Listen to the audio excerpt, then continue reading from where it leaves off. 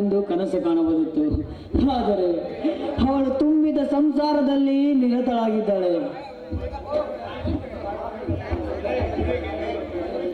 ಸಂಸಾರದಲ್ಲಿ ಉಳಿಯಿಂಡುವ ಕಾರ್ಯಕ್ಕೆ ಕೈ ಹಾಕುವಷ್ಟು ಘಟಕ ನಾನಲ್ಲ.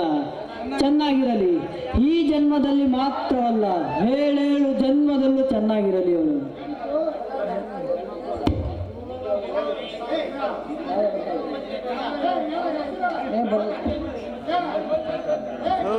ಈ ಕಲಾತಂಡವನ್ನು ಮೆಚ್ಚಿ ಗುರುಸಮ್ಮಣ್ಣವರು ಈ ಕಲಾತಂಡಕ್ಕೆ 1000 ರೂಪಾಯಿ ಕೊಟ್ಟರೆ ಸ್ವೀಕರಿಸಬೇಕು.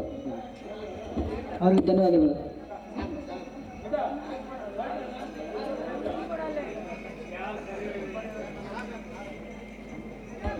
ಏನು ರಾಕೇಶ್, ಒಬ್ಬರೇ ಅಂತ ಏನೋ ಯೋಚನೆ ಮಾಡ್ತಾ ಇದ್ರಲ್ಲ, ಅದೇನೆಂದು ಕೇಳಬಹುದಾ?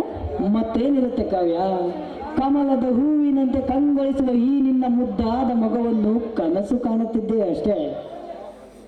ರಾಕೇಶ್ ನೋಡಿ, ಮೊಗ್ಗಿನಿಂದ ಹೂವಾದರೂ ಆ ಹೂವಿನ ಪರಿಮಳ ಹೋಗುವವರೆಗೂ ಈ ಹೂವು ನಿನಗಾಗಿ ಮೀಸಲು. ಆದರೆ ಈ ಸೌಂದರ್ಯಕ್ಕೆ ಹಲವಾರು ದೃಷ್ಟಿಗಳು ಬೀಳಬಹುದು.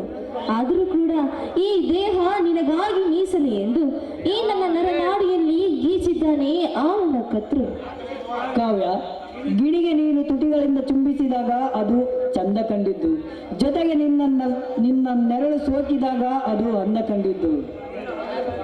ನೀನು ಅಂಬೆಗಾಲಿಟ್ಟಾಗ ಕ್ಯಾಟ್ ವಾಕ್ ಎಂದು ಘೋಷಣೆಯಾಗಿದ್ದು, ನವಿಲು ನರ್ತನವನ್ನು ನಿನ್ನ ಡ್ಯಾನ್ಸ್ ಅನ್ನು ನೋಡಿ ಗರಿಬಿಚ್ಚಿ ಕುಣಿದಿದ್ದು ಎಂದು ಕಾಣುತ್ತೆ ಕಾವ್ಯ.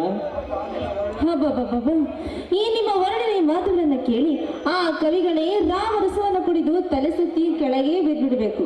ಕಾವ್ಯ, ಹೌದು, ಕವಿಗಳೆಂದರೆ ಸುಮ್ಮನೆ ಅಲ್ಲ, ಪದಗಳ ಜೋಡಣೆ ಎಲ್ಲರಿಗೂ ಬರುವುದಿಲ್ಲ. ಪ್ರತಿಯೊಬ್ಬ ಕವಿನು ಪ್ರೀತಿ ಮಾಡಿ ಮೋಸ ಹೋದಾಗಲೇ ಮಾತ್ರ ಕವಿಯಾಗಲು ಸಾಧ್ಯ. ಸರಿ ರಾಕೇಶ್, ಅಂದ ಹಾಗೆ ಆ ನಿಮ್ಮ ಫ್ಯಾಕ್ಟರಿ ವಿಷಯ ಏನಾಯಿತು? ಓ, ಆ ವಿಷಯನಾ? ಆ ಪಾಪಿಯ ಕೆಲಸಕ್ಕೆ ನಾನು ರಾಜೀನಾಮೆ ನೀಡಿದ್ದೇನೆ. ಆ ರಣಧೀರನ ಪ್ರತಿ ಆಸ್ತಿ ಇವರ ಮಗಧೀರನಿಗೆ ತಿಳಿಸಿ ಅವನ ಆಸ್ತಿಯಲ್ಲಿ ಪಾಲು ಕೊಡಿಸ್ತೇನೆ. ಆಯ್ತು ರಾಕೇಶ್, ನಾನಿನ್ನು ಹೊರಡ್ತೀನಿ. ಬಾಯ್. ನಿನ್ನಂತ ಸುಂದರವಾದ ಹುಡುಗಿಯರಿಗೆ ಮಳೆಯನಿಯ ಜೊತೆ ಕುಣಿದಾಡಲು ಇಷ್ಟ. ಈಗ ನೀನು ಸುಮ್ಮನೆ ಕುಣಿದಾಡ ಹೊರಟರೆ ಆ ಮಳೆಯನಿಗೂ ಕಷ್ಟ. ಕಮಾನ್ ಡಾರ್ಲಿಂಗ್, ಕಮಾನ್.